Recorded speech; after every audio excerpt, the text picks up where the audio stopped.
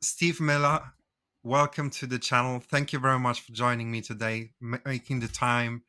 And let's begin with the interview and start from scratch. So perhaps you can briefly introduce yourself to the audience. Well, okay. Well, again, thank you very much, Matt. For I've enjoyed watching the other interviews that you've had. FBI, my gosh. Anyway, my name is Steve Miller. I'm better known as Kelly's dad and marketing gunslinger.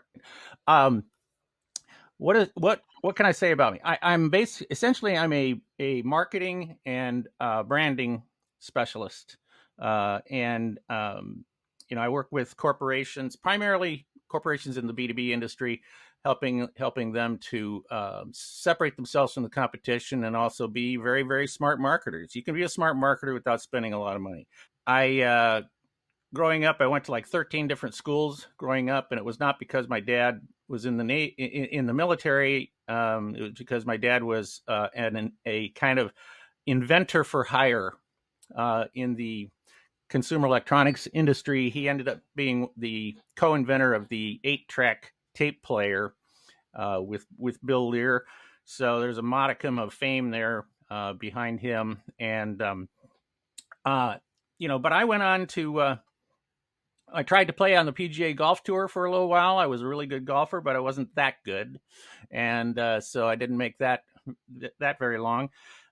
Ended up actually doing some stunt work down in Hollywood for a short time. I worked in the copper mines of Arizona. I was a manager of a roller skating rink in Arizona, and ultimately got into sales as my way of making a living, and found out I was pretty good at it, and also became fascinated with marketing, and found out I was really good at that, and the kickstart of my solo career was I was exhibiting at a trade show in New York City for my company, my last real job, and we were a major radio control toy manufacturer, largest in the world, and I was the highest ranking non-Japanese person in the company, and we were trade shows, and near the end of the show, somebody approached me and he said, "Are you in charge here?" And I said, "Well, sort of, yeah."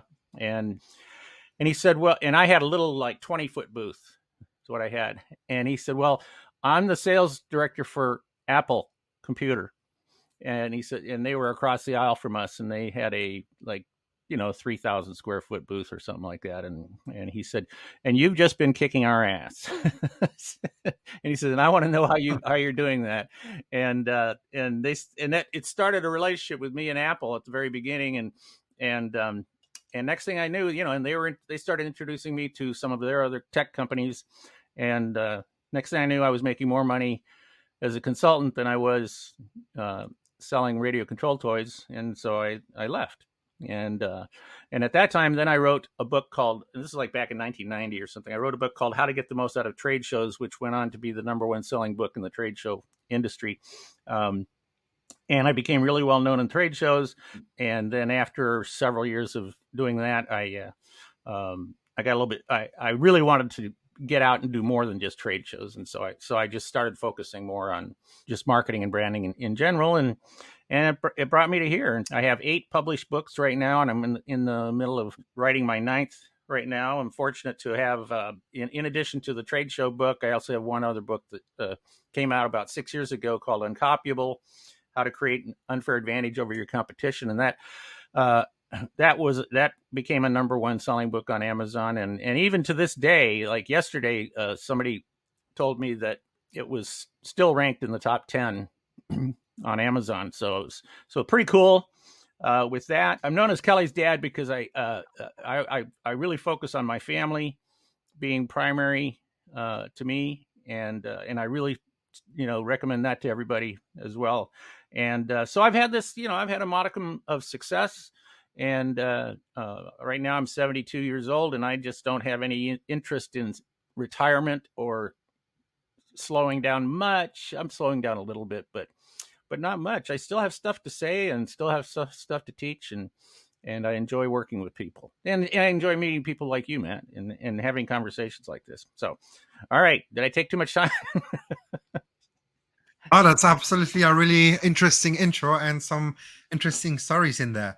I do have a question. Perhaps maybe we can start with the best-selling book that you published. Tell me more about this. If someone wants to step into your head, I mean, don't unveil all of the interesting facts from the Oh, book I because share it should be I'll be in happy to share whatever you ask me about. I assume you're talking about but Uncopyable. yes, so if someone would want to purchase it, step into your head, to your mind, understand you better, what are they going to get out of it?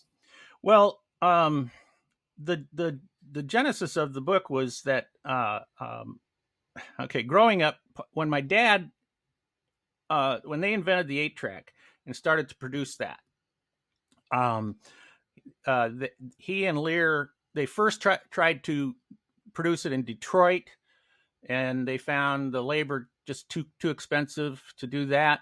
And then they tried to produce it in Nogales, Mexico, and the uh, and to put it nicely, the payments to the local government officials were too high, and so they ended up to produce this product. Now, this is back in the '60s, right? The 1960s, and uh, made in Japan back then really was not known. It was not known for the high quality product. They were still recovering from World War II, and so they were known for making cheap junk and stuff. But there was an American consultant a guy named W. Edwards Deming, who was the father of total quality management, and he was working with a small company called Toyota at the time and helping them to grow. And so my dad contacted him and had him come in to work with the company on making sure that the product, that the 8-track that came off the production lines was high quality and good enough quality for the United States buyers. And so we spent quite a bit of time, and I say we spent a lot of time with him because my dad's idea of spending quality time with his teenage son was dragging me on some of these business trips and meetings with Bill Lear and Edwards Deming. And so I sat and listened to a lot of conversation. And the one thing that stuck with me from Deming, and at the time, I thought it was interesting. It didn't really mean a lot to a teenage kid, but many years later, I had another kind of incident, not a bad incident, a good incident with another company where this came into play, and then it really hit home. And that was that Deming said that the average company, the average people, when you are competing in the marketplace, that we are so focused on our marketplace. It's the box that we live in, right? Is what you get up and do every day. When they say get out of the box, well, the box that they're talking about is this world that you live in every single day. And for those of us, like, let's say in the manufacturing world, well, the manufacturing box, and it might even narrow it down to more like even in automobile manufacturing or something like that. There's a box, and with the people in the box, you go to trade shows that are in that box. You read magazines or now online journals that are in that box. Your friends are in that box, and so for the most part, you are only looking at the other people and companies inside your box. And when you are looking for new ideas, for the most part, you're looking at, well, what are they doing? Maybe we can do it better. Okay. And so you take something that one of your competitors is doing, and then you make it a little bit better. Well, guess what? The competitor's watching you, and they say, oh, hey, look, they improved on this. Well, you know what? We can too. And it becomes this kind of vicious cycle or vicious circle of everybody looking at each other. But if all you're doing is benchmarking the same people over and over again, you might get better, but you won't be different. And the bottom line is that people don't buy from you because you're similar to the competition. They buy from you because there's something that is different about you. And if the product is the same, essentially the same, if the quality of the product is the same, and they can't find any other reason to separate you, to differentiate you from the competition, then it boils down to price. And then you start getting into price, how cheap can you make it, how cheap can you sell it, and stuff like that. And nobody really wants to do that, but that's the box we're in. Well, Deming said that there are two types of benchmarking. One benchmarking is what he calls intrinsic benchmarking, where you are studying the competition in your box so that you can see where you stand compared to them. And yes, if they improve something, well, then you got to improve it too. All right. But you still don't have a lot of influence over the price. He said, if you really want to be different from the competition, then what you need to do is you need to go into other boxes, completely alien, completely foreign from you, that are in totally different industries, and see what they're doing. And ultimately, if you go into enough boxes, you will see something that is completely different from the way business is being done, or products are being designed or produced or sold, or anything like that, or even the customer experience in there. And you can steal that idea from that other industry and bring it back to yours, and now it's completely different from everybody. And the term I use is, it's uncopyable.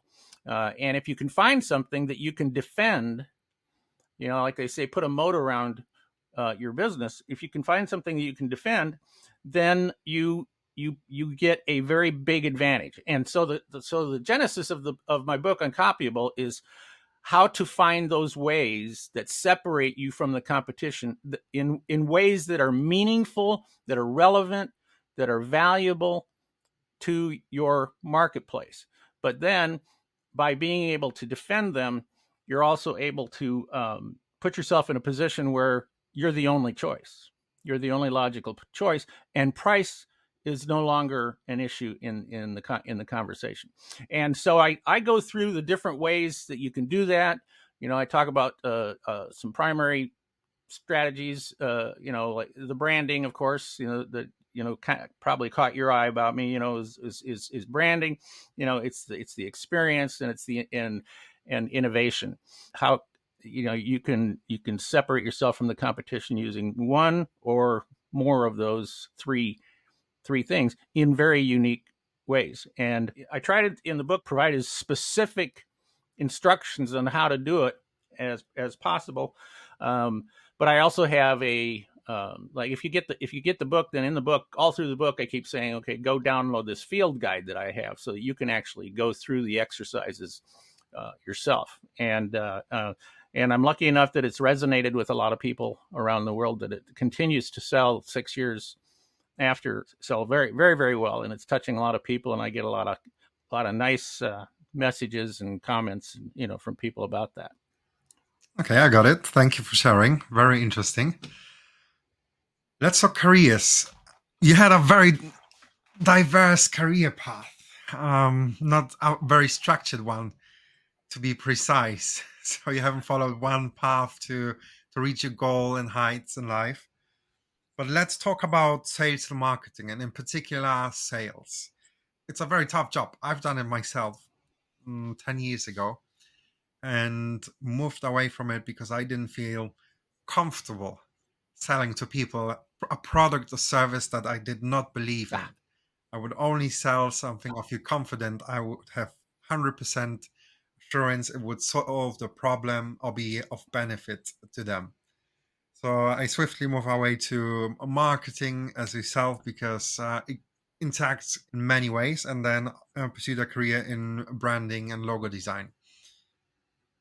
My question here is, what career advice or guidance would you give someone wanting to start in sales or in general? Because you did mention before, family is the most important thing. Down the line, everyone with age will probably explore the same thing, that family matters and nothing else apart from that. What advice could you give to younger generations about choosing a career or going into sales? Who is it for?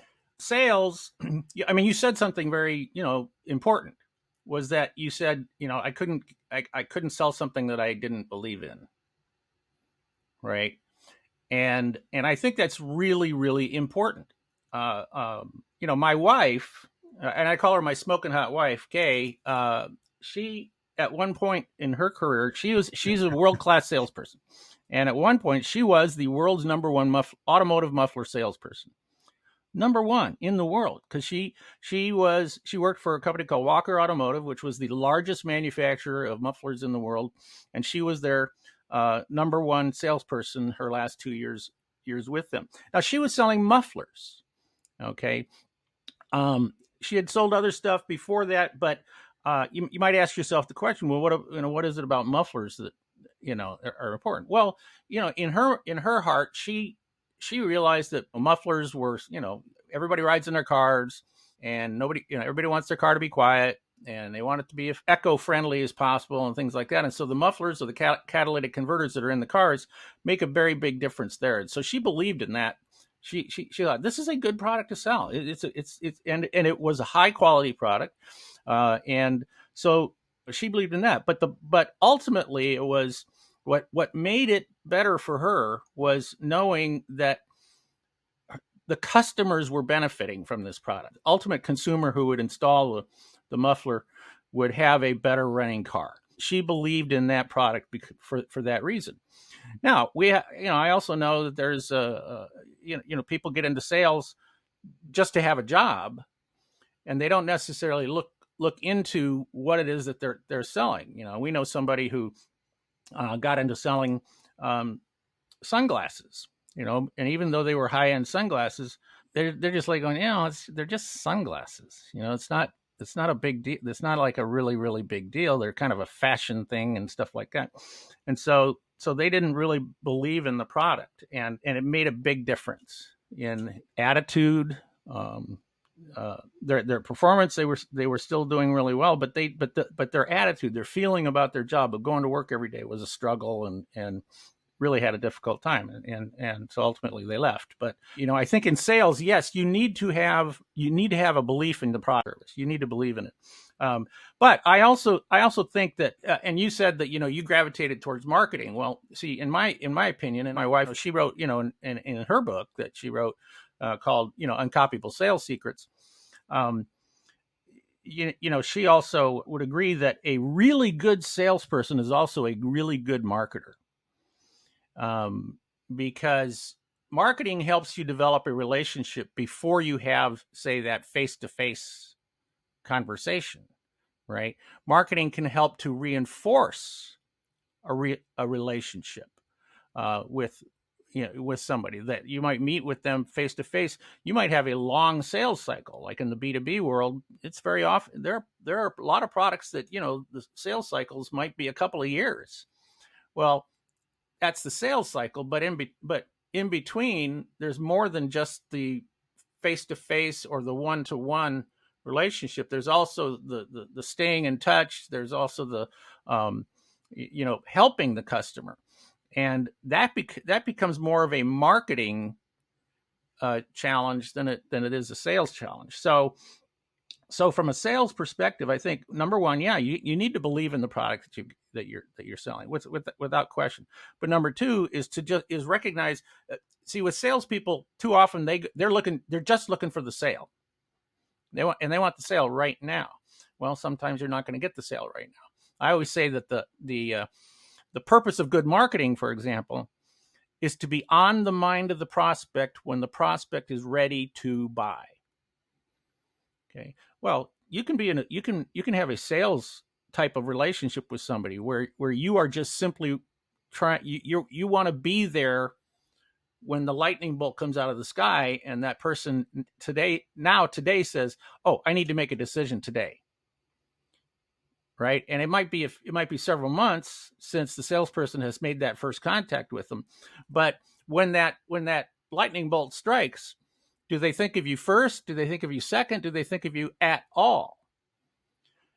And with an uncopyable sales and marketing approach to your prospects, to your marketplace, with that, your objective is to be the only one they think about when you're ready to buy.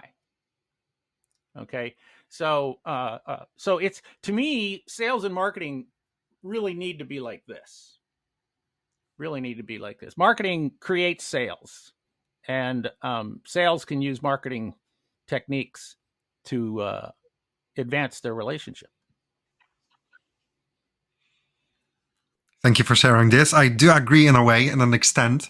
Sometimes marketing and sales aligns really well. As you said, if someone is a good salesperson, which I wasn't, but somehow managed to be a very good marketing person. Yeah, and that's okay. And I managed really well to get along with sales departments because I know for a fact that at times always the sales people and marketing people within a company would be enemies. The sales people had a different Yep. vision, marketeers had a different vision, Right. and it was very hard to find Yeah. the perfect moment of agreeing on things how they should progress. That's Yes, a it is. culture problem. That's a culture problem within corporations, because traditionally their sales and marketing have been separate, right?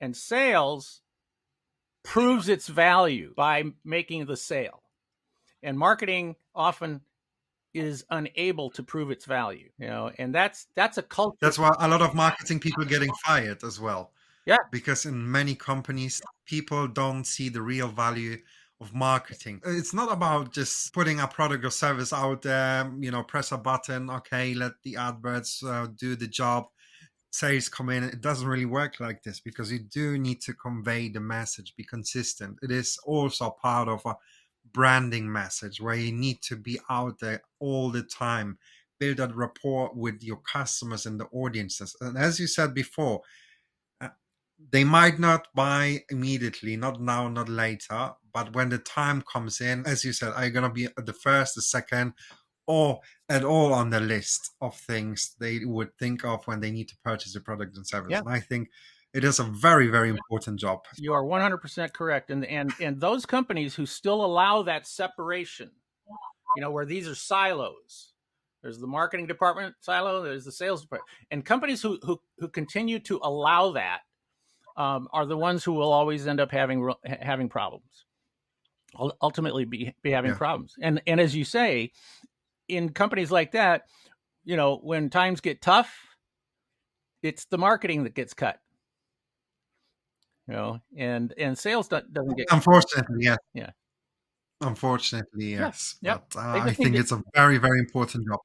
Yeah, and so part of our job, as people who are marketers, part of our job is to get companies to understand that first, number one is how to measure value of marketing. It's easy. It is so easy to do, to prove the value of marketing. I've got a video about how to prove ROI for marketing, and I'm if you want to put a link into that video, I'll be happy to provide that for you later.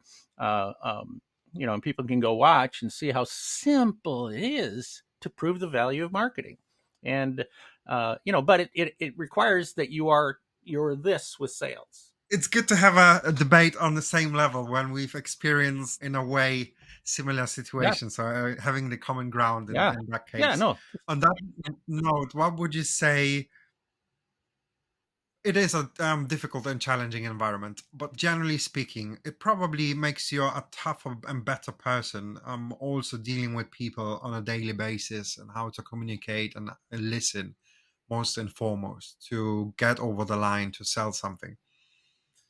During difficult situations, whether it would be in your professional career or environment or in your private life, how did you deal with difficult situations and overcome them? Have you got any tips for younger people how to do that?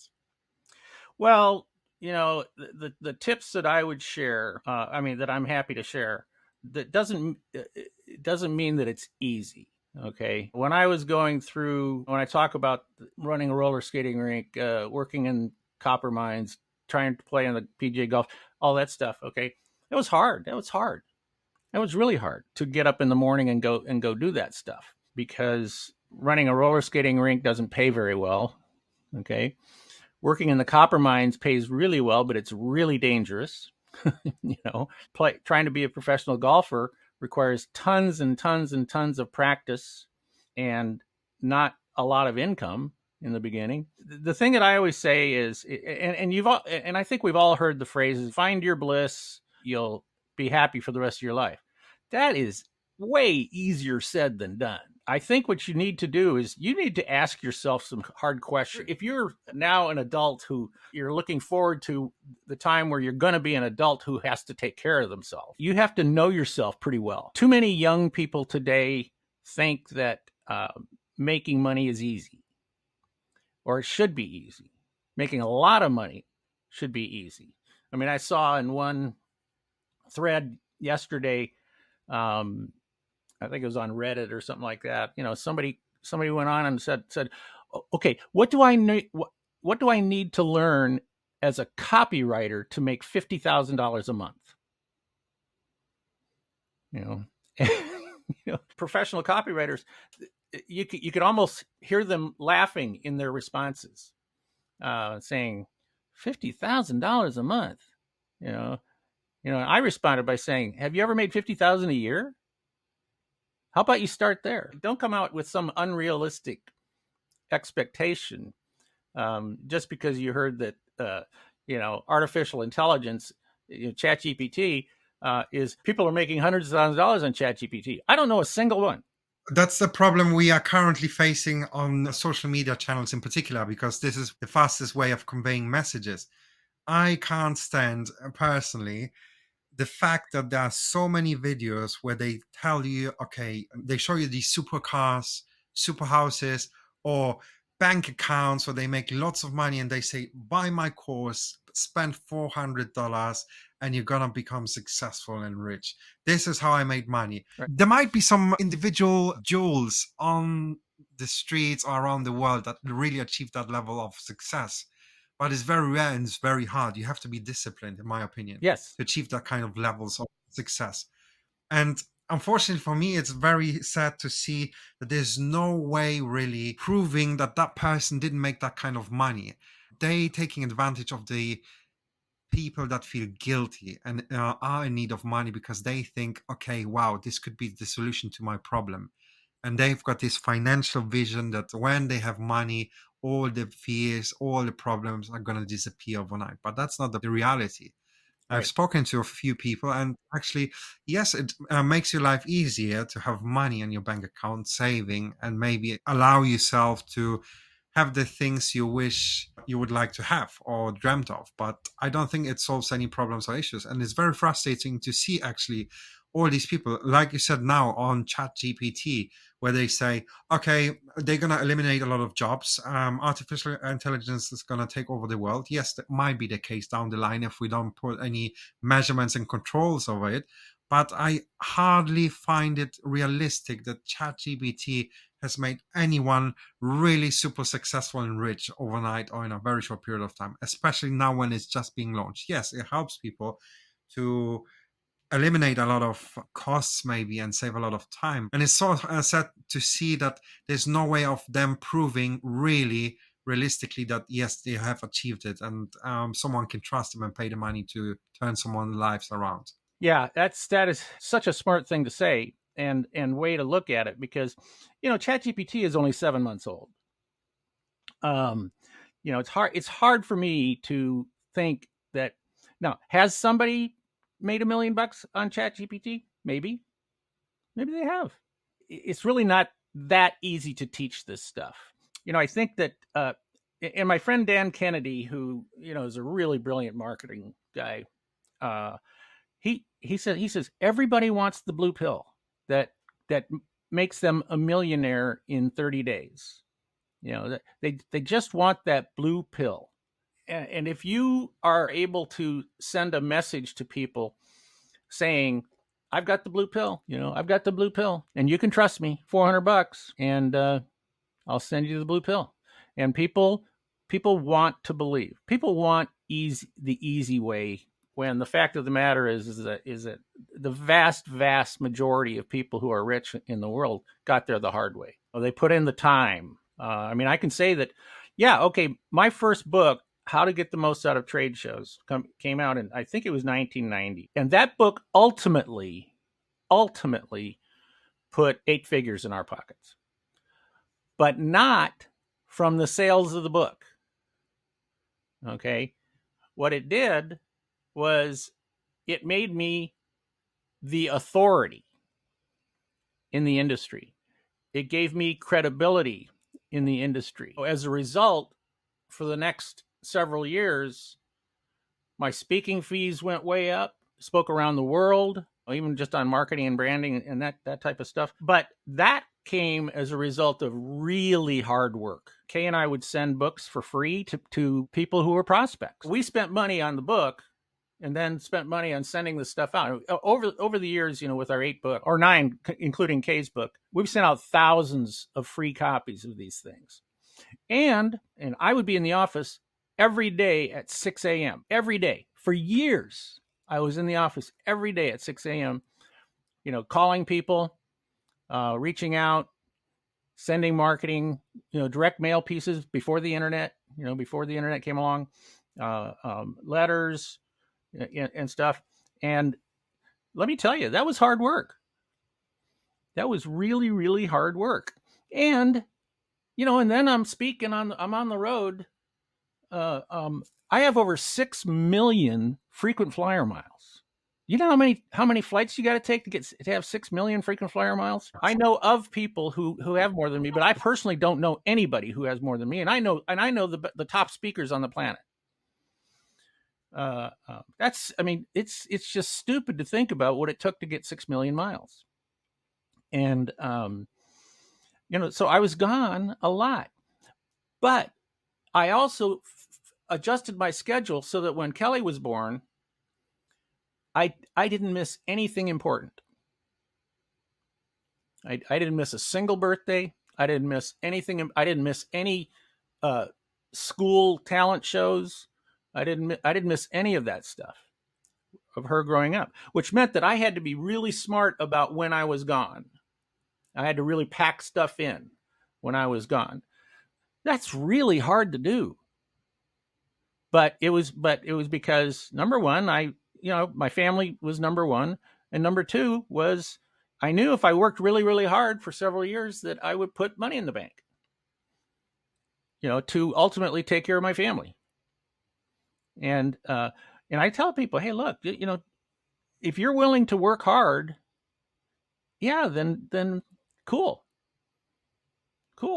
But there are things you need to know about that. I mean, if you want to go get a job, okay, you're not going to get rich with a job.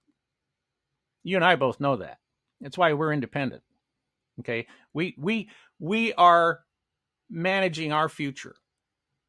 Okay, we have control over our future. We can be successful if we work hard, or fail if we don't work smart. Okay. And people will come to me and they'll say, well, I can't tell you how many times I give a speech or something, and somebody will come up to me afterwards and they'll say, hey, how do you become a professional speaker? My friends tell me I'm really funny.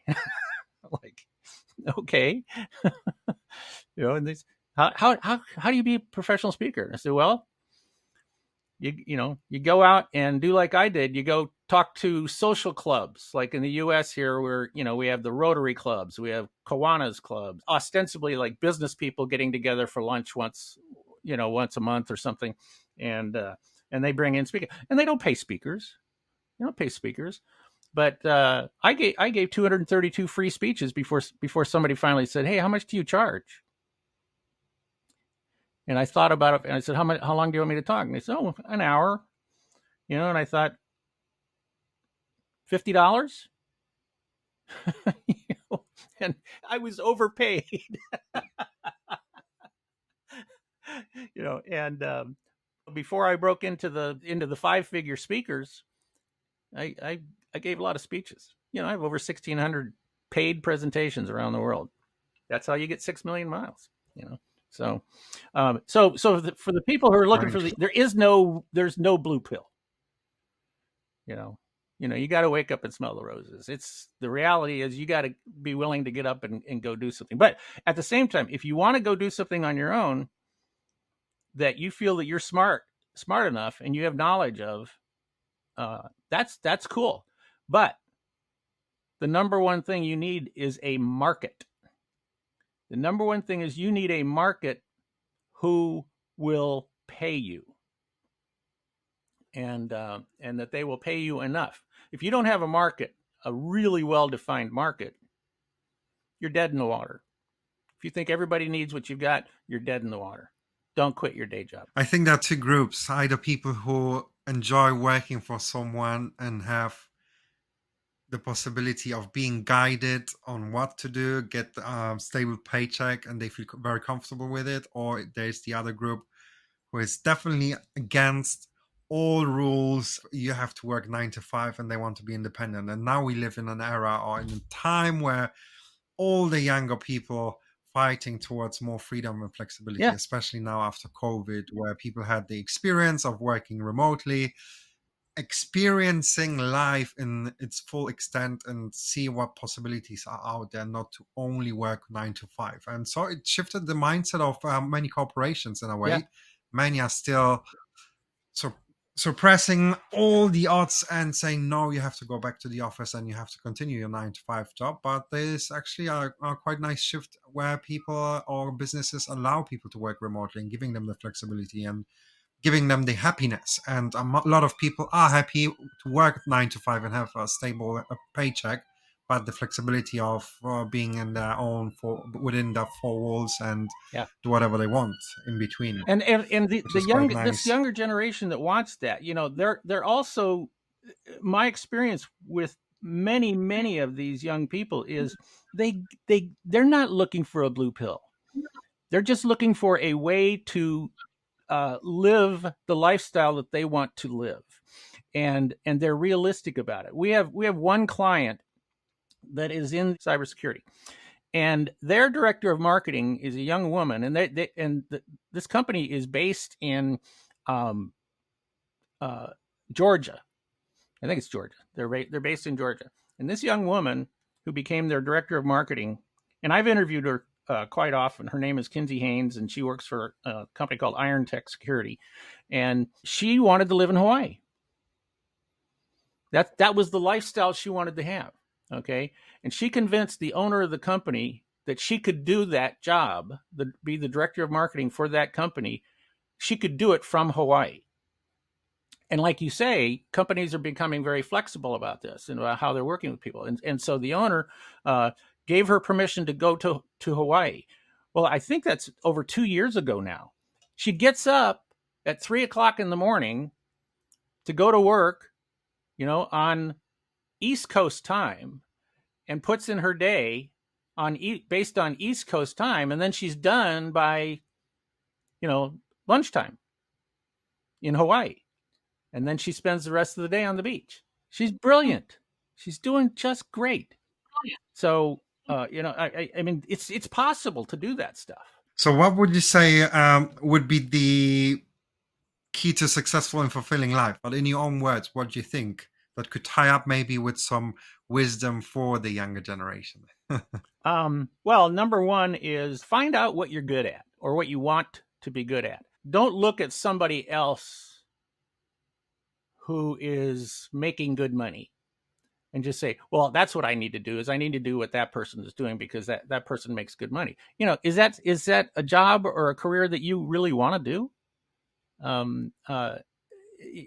Too many people get jobs. They don't think in terms of career. That you have to get up every morning and go to work. So it's much better to know what you love, know what you're good at. Usually what we like to do is something that we're good at anyway. And so know what that is, and then look and see, okay, what you do research. And right now, it's amazing, with AI, you can just do tremendous research and go out and find out, okay, what are the different types of careers that require that skill or that knowledge or something, and then kind of aim for that. I think everybody deserves to be happy, but to me, happiness is waking up in the morning and you look forward to going to work. Our daily mantra is we want to touch one person today, help that one person have a better life, be more successful today. That's what we want to do. And so we wake up in the morning and go, who are we going to touch today? Who are we going to touch today? I mean, I mean, the paychecks are great. I mean, don't get me wrong. I love the paychecks, but I still remember the first time somebody came to me. I finished giving a speech years ago, long time ago. I finished giving a speech, and the guy came up to me and he says, "Steve, can I talk to you for just a second?" I said, "Sure." And he said, "I heard you speak last year at this convention." He said, "You saved my business." He said, "I listened to you last year. You gave some really good advice. I took your advice. My business was almost ready to go bankrupt. And I went back and I used what you taught, and my business is successful today." He says, "And I want to thank you for saving my business." That it made my year to hear that. And um, so that's to me, that is success. That is success. And so you have to kind of find out what makes you want to get out of bed in the morning and hit the ground running. It requires a lot of discipline to achieve Oh things, yeah. and it's very Yeah. hard. Not everyone has a very strong mind, and I'm guilty myself.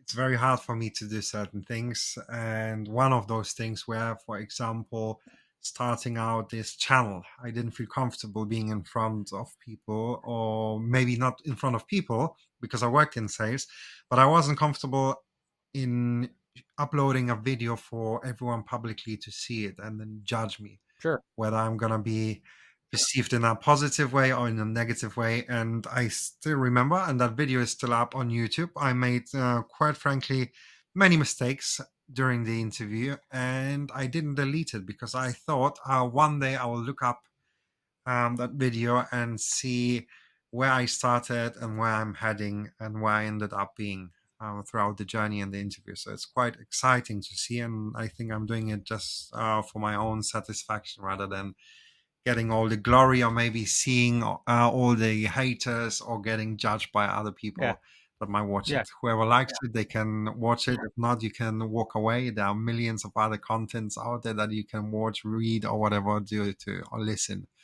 Yeah, you know what? And Um, good for you for yeah, that. Let me give you an example, and I'll tell your viewers to go do this. All right, I am not a big fan of Gary Vaynerchuk, and he knows that. But that's not important. Gary is very successful for helping people. And he speaks to thousands on stage, does videos, everything like that.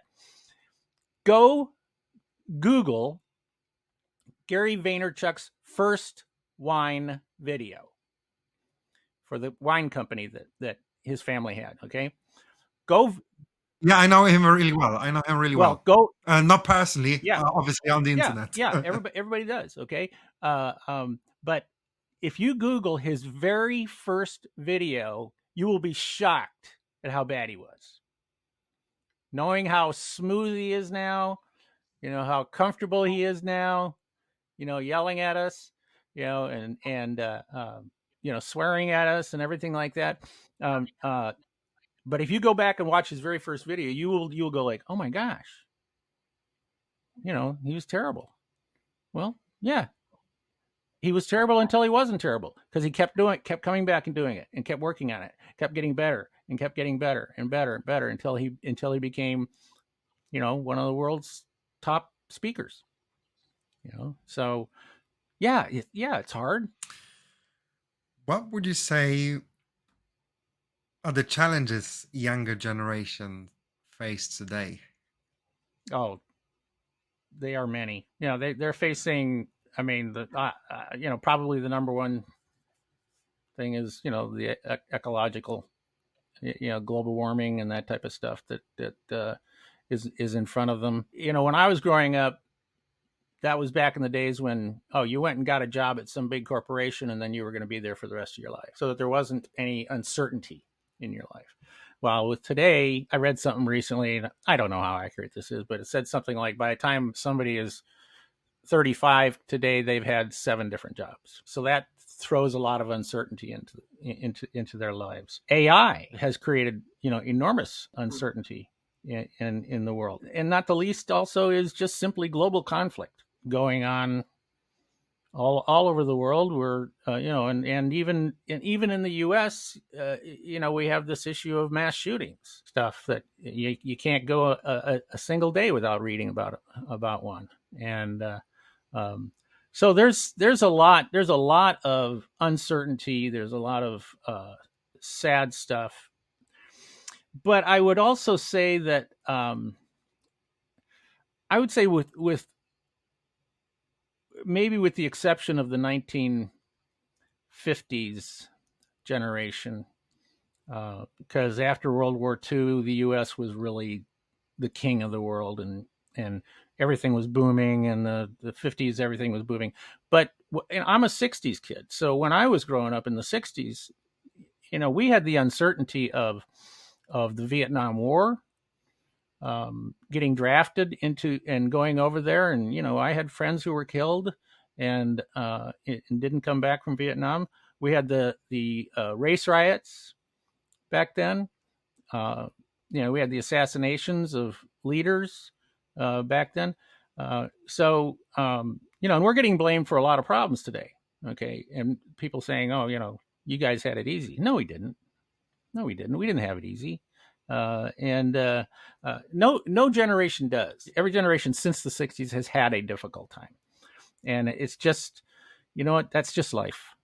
And you gotta learn to kind of suck it up. And uh, um, I mean, one of the things I do say is, you know, stand up for your friends too. You know, be strong for them.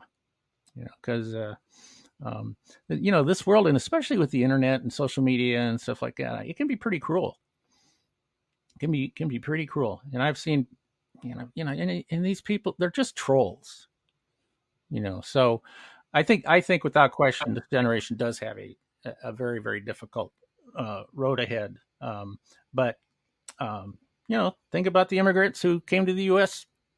Back in the 50s and 60s and stuff, who came here.